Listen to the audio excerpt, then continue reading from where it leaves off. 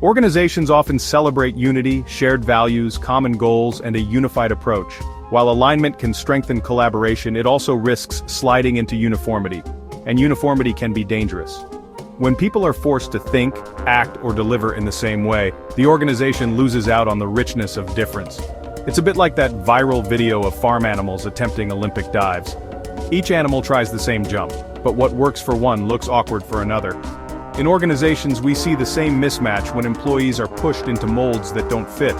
The challenge is not only to accept differences, but to build a culture that benefits from them actively.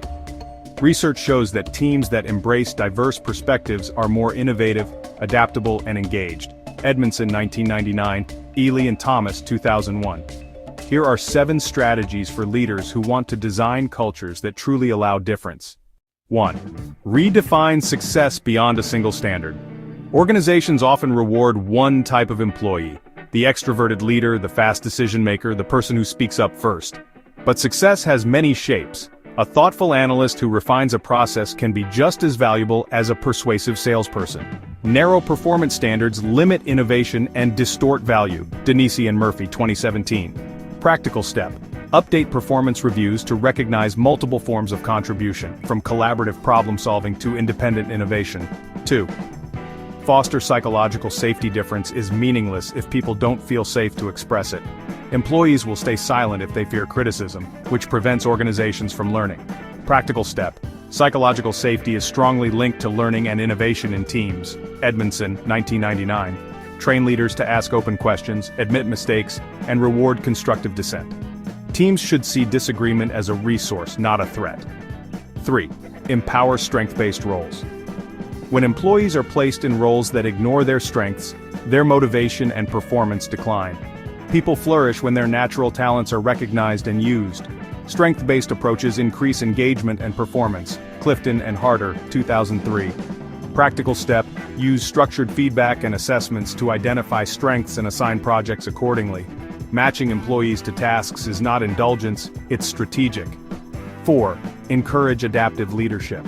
No single leadership style works for every context. Leaders who cling to one approach often alienate people who need something different. Adaptive leadership allows diversity to thrive. Adaptive leadership supports organizational survival in complex environments. Heifetz and Linsky, 2002. Practical step: train managers to flex between coaching, delegating, and directing depending on the task and the person.